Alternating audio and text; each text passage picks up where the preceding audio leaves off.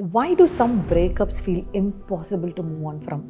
Like, even after months, even after distracting ourselves with new people, new hobbies, even after we think that we have healed, something inside still feels stuck. And it's not because we still want them back, it's because our brain never got what it needed: answers, closure, a reason that makes sense. And that's hard to find in a bad breakup, but still, our brain needs it. So, that's what we are going to talk about today: the secret to finding closure and peace after a bad breakup and how to move forward. Hi, I'm Gayatri Arvind, founder of Abhasa Rehab and Wellness.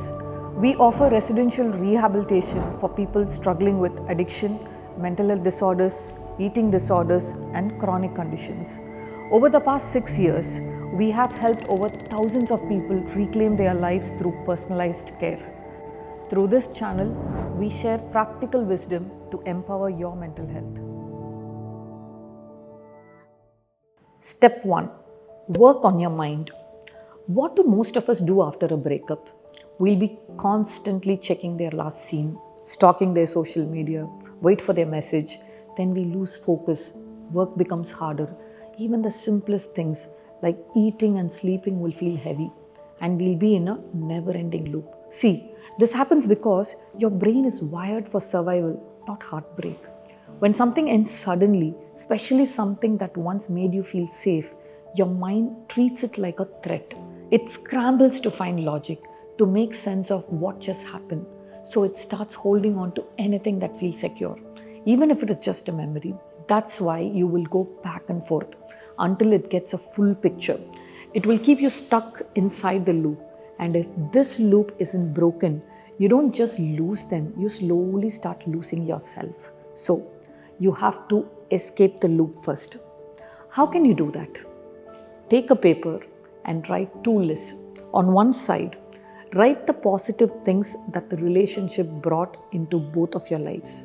And on the other side, write the negative things you both experienced. Then just sit with it. See, the idea here is not to blame anyone or rescue yourself. The whole purpose is to weigh good and bad in the relationship.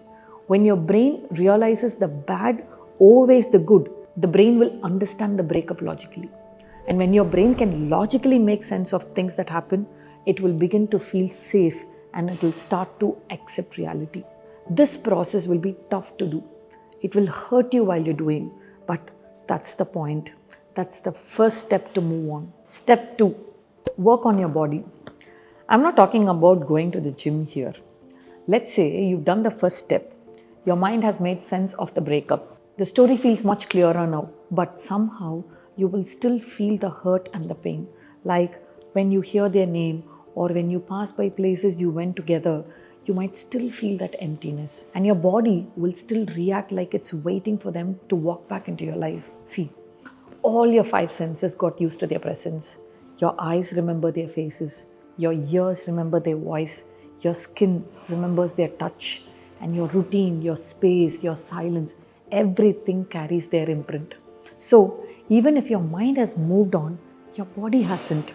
And unless both your body and mind align together, you will still feel the hurt.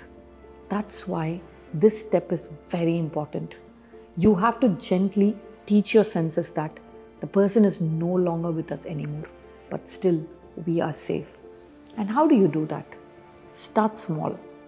Change your environment, like rearrange your room, clear their things, go for a walk in a new place, and change your routine. Like if you had date nights on Friday, do something interesting at that time.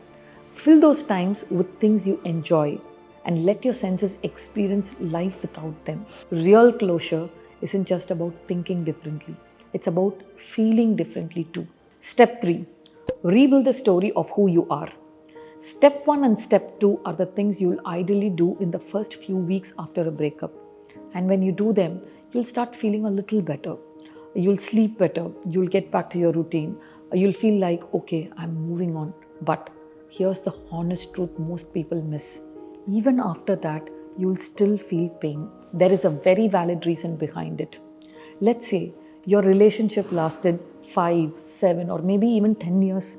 In step 1 and step 2, you work through what came up right before the breakup. I mean, the obvious memories, the recent pain, and the things that were fresh. But a long relationship carries hundreds of stories, right? And your brain hasn't processed all of that yet. As we saw earlier, your brain hates unfinished stories. So to finish them, it activates something called the default mode network, or the DMN. And what does it do?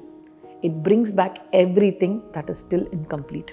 That's why even after weeks or months, you suddenly feel some pain, like a wave of sadness, a random memory, or a sharp ache in your chest. So, what should you do? Help your brain do its job. When you are having such moments, sit with the pain and ask yourself these 3 questions. What did this experience teach me about love? What did I learn about myself?